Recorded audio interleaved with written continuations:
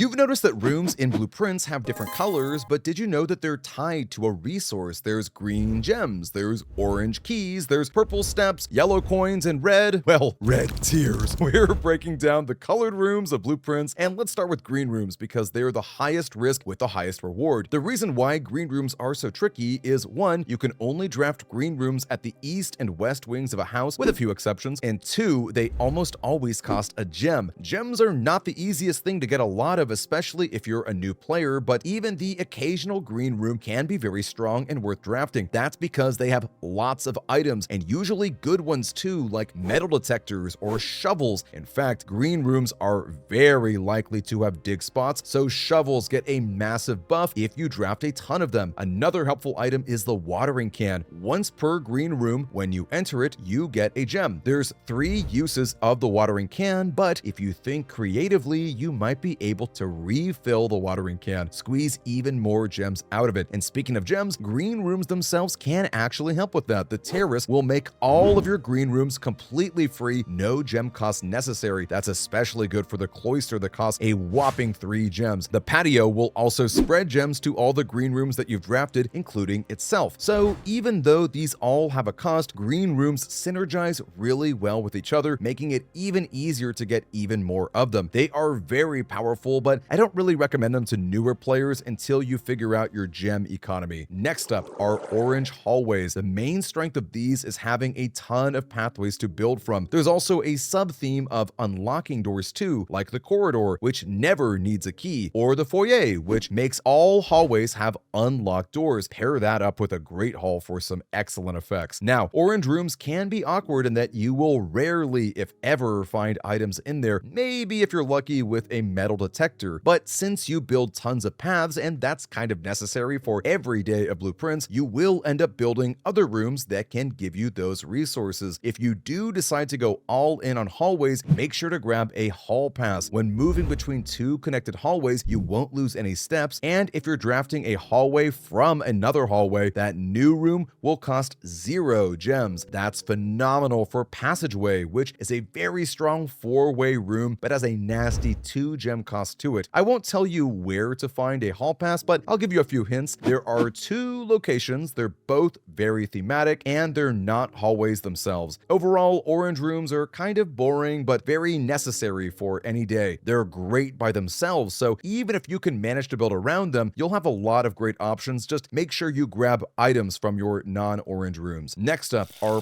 purple bedrooms. These give you steps to make your day longer and help you explore. They're also decently likely to contain free items like gems or a handful of coins. Purple rooms love each other. The nursery gives you 5 steps every time you draft a bedroom, and it often contains a gem, which is the cost of it, making it one of the best rooms in the entire game in easy S tier. The sleeping mask is a similar item, but instead of getting 5 steps for drafting, you get 5 steps for the first time you enter a bedroom. That makes it a little bit better later in the day, unlike the nursery, which you want to see early. Either way, the bunk room is great for both of these since it counts as 2 bedrooms. At first, that feels kind of unassuming, like, what does that really do for you? But that means you'll get 10 steps from a nursery and 10 steps from a sleeping mask. There's some other fun interactions that I'll let you discover on your own. There's 2 main reasons to go deep on bedrooms. The first is laboratory experiments. You can get a benefit for drafting each bedroom after your first one. Now, granted, there are a lot of experiments that are related to drafting certain colors of rooms, but this is one of the easiest to trigger, and that's because most bedrooms are dead ends. That means there's only a handful of them that will continue with a pathway, so they're not actually that great for continuing to have a big house. The second reason to go deep on bedrooms is the servants' quarters. You will get 1 key in it for every bedroom you've drafted that day, which is free. And unlike the other rooms that are similar, which give you a big resource payout but are spread throughout the house, these keys are all found neatly in 1 room. You don't have to spend any extra steps. Overall, bedrooms are interesting because steps are kind of not that important until they're very important, so it's always nice to have the opportunity to get more of them, and the fact that they often have free items in general just makes them a total slam dunk. Just be careful not to have too many dead ends in your house. Next up are yellow rooms. These are shops, and that's how you spend your coins. Shops typically cost a gem, and they also don't really have synergies with each other, so they're not great for newer players until you start to figure out how to get a lot of money. There are 2 items that can help with shops. There's the coupon book, which makes every item 1 coin cheaper, and there's also the coin purse, where every 3 coins you pick up, you'll get 1 extra coin as a freebie. These aren't really the greatest items, but the coupon book can at least make your kitchen bananas cost practically nothing, or you can buy a ton of cheap gems singleton from the commissary. I don't really have a lot to say about shops, and I would rather not spoil some of the more interesting ones, but leave a comment if you have any ideas for synergies. Shops are of course important just as an outlet for coins. And of course, there's also the half-off sale that can happen if you've dropped enough stars and can see it in the observatory, so that's kind of a fun thing too.